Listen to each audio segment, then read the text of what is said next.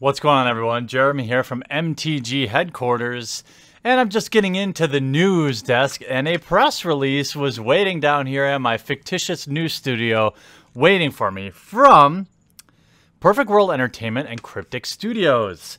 Let's read a little bit about this, and I'll leave links in the description below where you can read some of this stuff. This is off the Business Wire. Perfect World Entertainment, a leading publisher of online games, and Cryptic Studios today announced the development of a brand new RPG based on Magic the Gathering, the acclaimed strategic card game by Wizards of the Coast. Now, this is something I highlighted, so I want to point it out. This Colt's running around. The AAA RPG is currently being developed from the ground up for both PC and console. Now, I was that piqued my interest. And because AAA is, I guess, as defined as in the video game industry, AAA is a classification term used for games with the highest development budgets and levels of promotion. A title is considered to be AAA, or a title considered to be AAA is therefore expected to be a high-quality game or to be among the year's best sellers.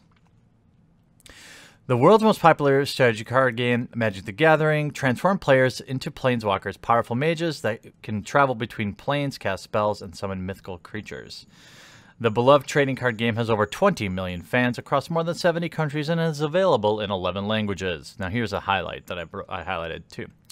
Perfect World Entertainment and Cryptic Studios' new RPG will allow fans of the game to fully immerse themselves in the multiverse, the rich fantasy world in which Magic the Gathering takes place.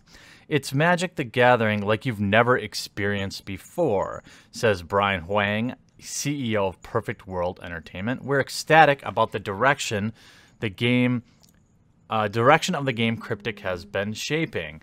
It's always been a dream of ours to bring Magic the Gathering's planeswalkers to a modern RPG. So when I first read this pre-release, I was like, holy crap, a Magic the Gathering RPG makes obvious, complete sense. Planeswalkers are totally pre-canned to be the type of thing that you can level up and open up new features.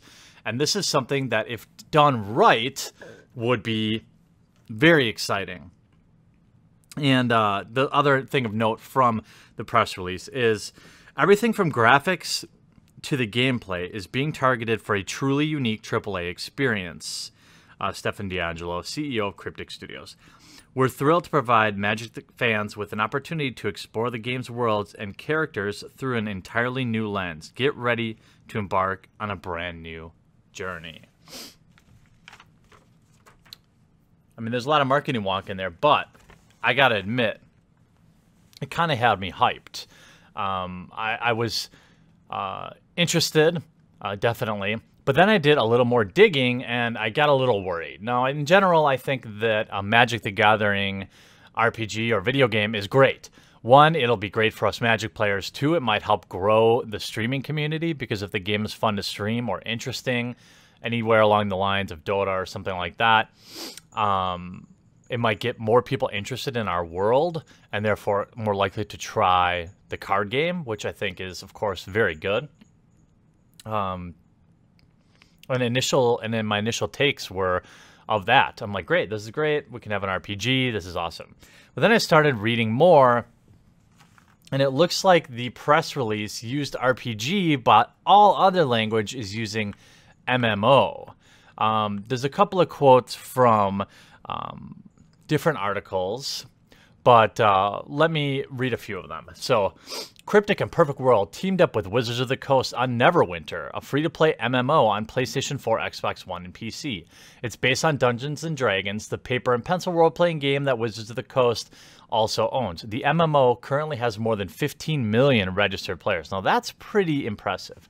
Cryptic also has notable MMOs like City of Heroes and Star Trek Online. The studio is working on Magic MMO at its Los Gatos office in Los Angeles. So, is it an MMO? Is it an RPG?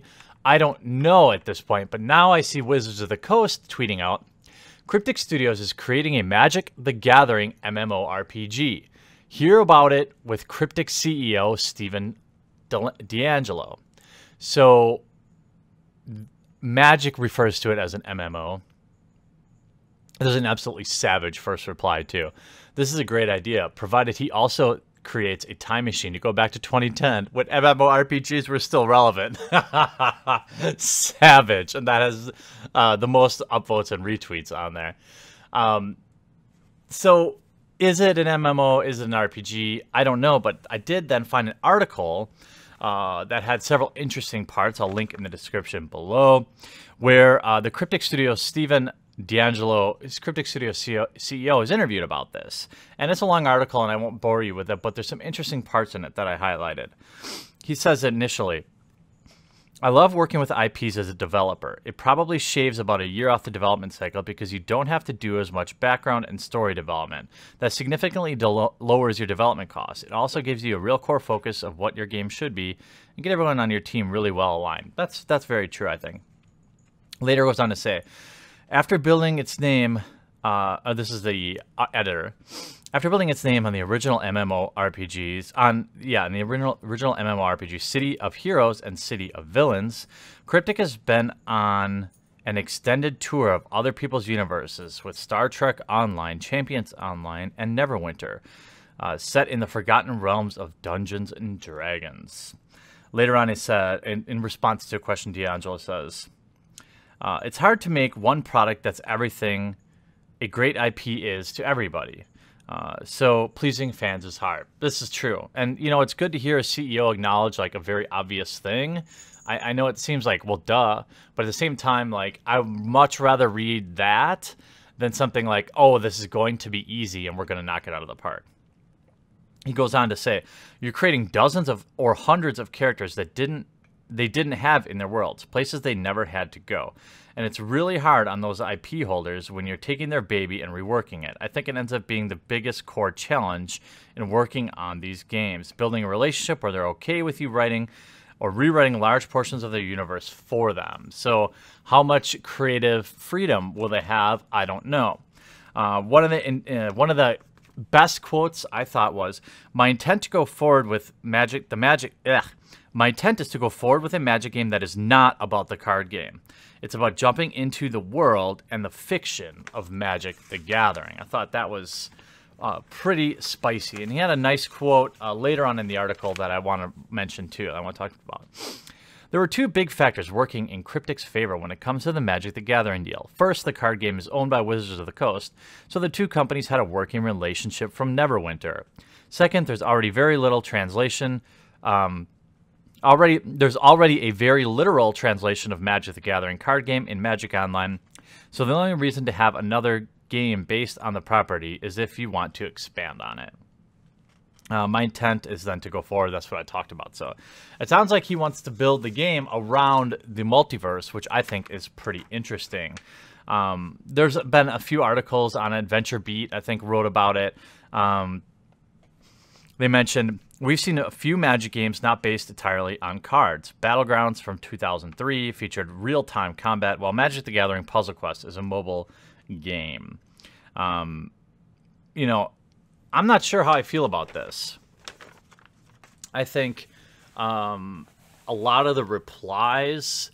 Look, Magic players are naturally pretty crabby, pretty pessimistic, as my news dog chews on his toy at the perfect amount, at the perfect time.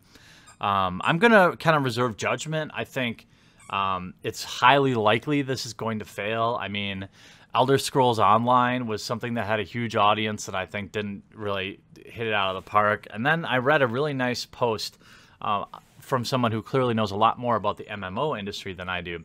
From an industry standpoint, this is the kind of thing that could do damage to the company. There is no AAA MMO RPG on the horizon from major publishers. There was none released this year for a very good reason. And then there's a post to the MMORPG thread. It always ends up costing publishers more than they wanted to. Not just because of the cost of development, but also because of a 5+ years AAA MMOs usually take to develop while receiving no revenue. This forces publishers to push the economic models that players hate, and in turn creates friction between the publishers and the studios, and the publishers push for changes that the studios game try to push, and it just becomes a mess. I'm pessimistic not because WotC is a bad company, but that good companies with people experienced in the industry still failed to deliver quality MMOs that are also commercially viable. I think that's a very poignant point of view. I think that's pretty smart. Now, with like 580 plus different lands, it sure would be interesting to see to experience the digital version of a lot of these arts, like Zendikar. That is so, Ravnica. Imagine being able to explore Ravnica. I mean, that would be awesome. Is it something that ends up a little bit more like the Final Fantasy MMO? I'm not sure. Certainly, I think at the very minimum, Wizards is going to get a lot of early adoption. It's whether or not people stick around past that first week or past when all their free stuff dries up. There's also a lot of concern about the monetization. Is it going to be a one-time fee? Highly unlikely. Is it going to be monthly? Is it going to be free to play? That's what the general consensus seems to be. If it's free to play done right, good. If it's free to play and it ends up being pay to win, people aren't going to like that. So you'll get a lot of early adoption, but I think the long arc here to profitability means you have players sticking around for many months and spending a lot of money, not checking it out for a week when all these Magic YouTubers shill for it and then never using it again. Part of what works about Puzzle Quest is people seem to really enjoy that game, and I think they're making a lot of money on it. And I even if this game isn't for me, I want it to succeed because that means our company, the company that makes our game will have more money. Am I disappointed that we see yet another offshoot instead of fixing Magic Online? Yeah, I definitely am. I don't care if you could say, yes, it's being developed outside, like with Puzzle Quest and now with this, but it still takes internal resources. And we have not still seen, we see huge financial investments from Hasbro and Wizards of the Coast in stuff that the core Magic players don't care about. So that's frustrating for me. But my opinion is just my own. What I'm really interested in, what do you think of this? Is it an MMO? Is it going to be an RPG? I think it's going to be an MMO. Does it have any chance of success? Are you interested in anything like this? If you could give information to Wizards ahead of time, what would you ask for? And is it too late? The MMO craze is a decade old. Like, is it too late for this? I saw a lot of people talking about a tabletop RPG version of Magic. That would be cool. But I think we can all agree that the potential revenue from a digital, pay-to-win type or a microtransaction huge scale software suite is certainly much higher than a tabletop RPG. I don't know. I just am really interested in what you all have to say. Please leave it in the comment section down below, and we'll talk to you again real soon.